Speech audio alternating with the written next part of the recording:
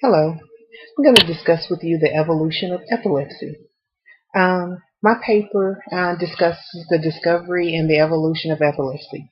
Epilepsy is a group of disorders marked by problems in the normal functioning of the brain.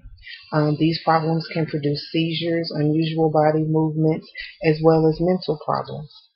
The condition of epilepsy is as old as civilization. The earliest mention of epilepsy has been noted with the Babylonians. Babylonians believed that people with epilepsy were possessed by demons, and that the different types of seizures depended on the type of demon that had infected the individual.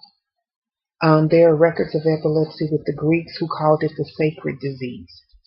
It was believed that if you spent the night in the temple of Selene, she would come to you in a dream and she would tell you how to remove the curse. Ancient Indian physicians as well as ancient Chinese also recognized epilepsy as a serious medical condition.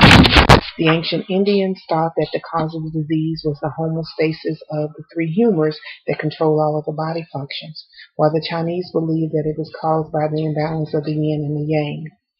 The Romans took on a similar idea of it as the Babylonians.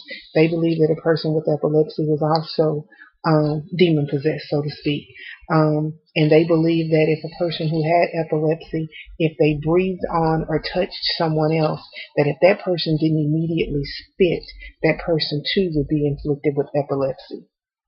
The stigma, the negative stigma and connotation that went along with epilepsy started over 2,000 years ago, and it transcended. Despite the attention that the disease received over the millennia, it wasn't until within the past half century that truly effective treatment options were available. In many places around the world, including America, epileptics were sterilized or at least prevented from having children. A lot of companies wouldn't even hire a person if they found out that they had epilepsy. There are several prominent historical figures who've had epilepsy over the years. Alexander the Great, Aristotle, Julius Caesar, and Socrates, to name a few. Just because a person had a seizure because of a head injury or they had a seizure because of a high fever does not mean that they are considered epileptic. A person would have to have 2 or more seizures in a certain period of time in order to be considered epileptic. The first neurological procedures were performed during the 19th century, and since then there have been other modern epileptic treatments such as the ketogenic diet, such as the Atkins diet, which can be used on children and adults who've been diagnosed with refractory epilepsy. During the last 2 decades, a series of alternative or complementary therapies have also emerged, such as massage, reflexology, and chiropractic therapy. Epilepsy is the most common serious neurological disorder. The incidence of epilepsy is highest in our elderly.